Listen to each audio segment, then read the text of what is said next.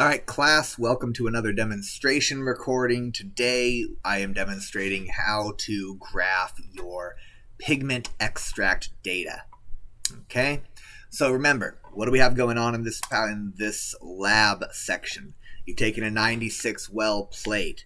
You've loaded up a well with your isolated pigments. You should have loaded up 4 wells, okay? One for carotene, one for chlorophyll A, one for chlorophyll B, and one for xanthophyll.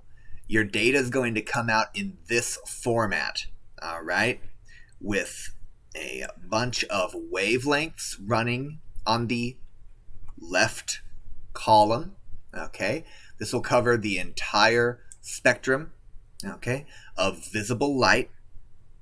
And then you're going to have an absorbance value for each of those wavelengths. So what the 96 well plate reader has done is it has measured in each well at every 5 nanometers absorbance.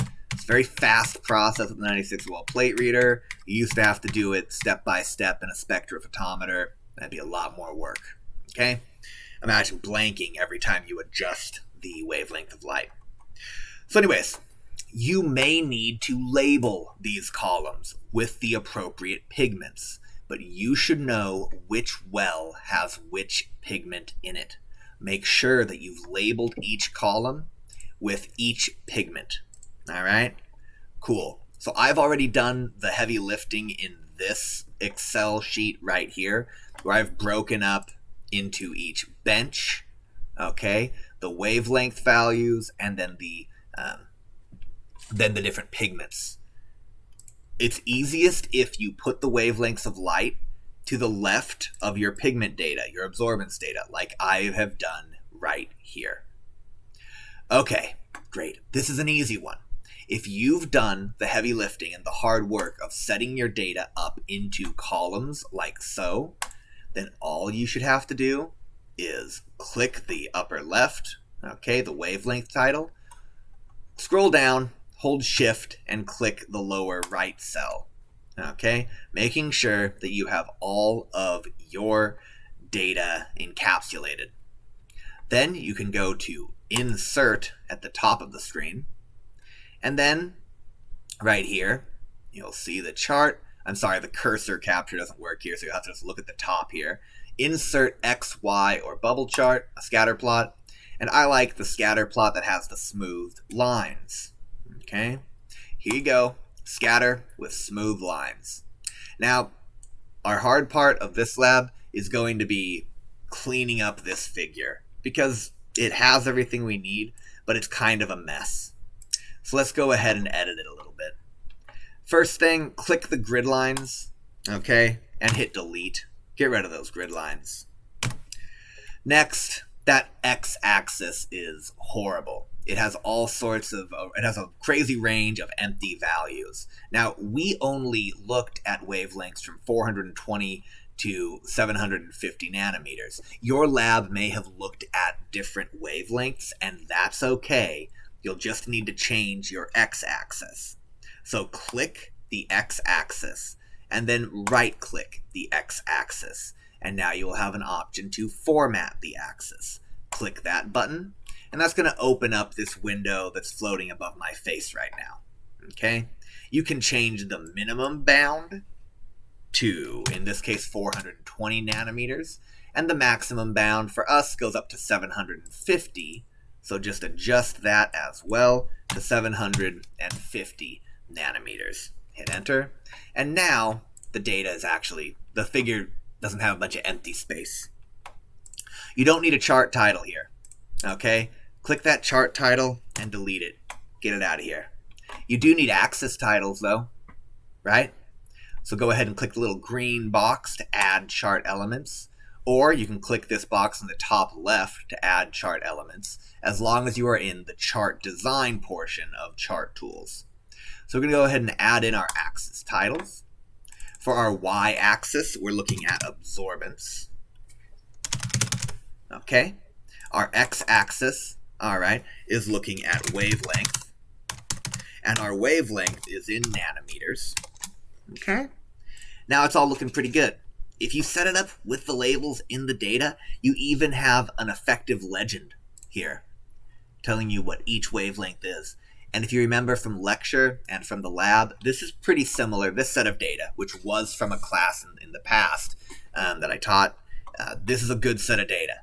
You'll see we got peaks of absorbance over here. I can't highlight it, but peaks to the left side and peaks on the right side.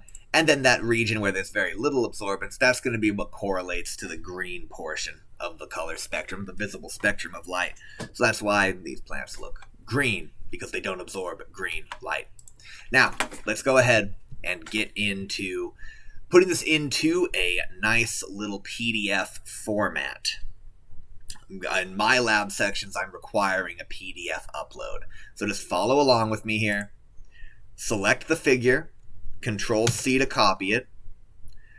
Open up a new Word file.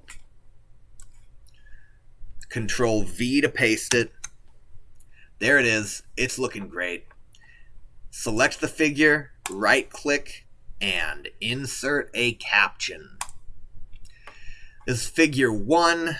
I like to throw a period after figure 1, and then call it something like absorbance spectra for primary plant pigments. Okay. Data collected. This will be what? Let's say October 19th of 2023 at Cal Poly Humboldt. Just to get in the habit of typing out decent figure captions. Throw a period at the end of that thing. Hit OK. Oops, yeah, hit OK. And now you've got a nice figure caption underneath the figure. Okay, here it is. It's looking pretty good. Now I have View Ruler selected. So you hit View at the top and make sure you check the little ruler box in case your data doesn't look the same. Because then what you can do is you can resize the figure to whatever size you want. And still, if you click within the caption and then click the ruler up at the top, you can adjust the bounds of the caption. You want to make sure that however you size your figure, the caption doesn't extend beyond it, just to make it look nice. Okay, cool. That's it. Then go to File up at the top left, save it as an Adobe PDF. Yeah. Great. I'm just going to save this as my desktop. As demo. Okay. And then save it as demo. It'll save it as a PDF. You'll be good to go. And then your PDF's going to look like this. That's a nice PDF. That's a good submission for my money right there. Okay, it's just that easy. We kept this video pretty short, I think. Ask your TAs questions if you need assistance. I hope this was helpful, and I hope you have a great rest of your day. All right, goodbye.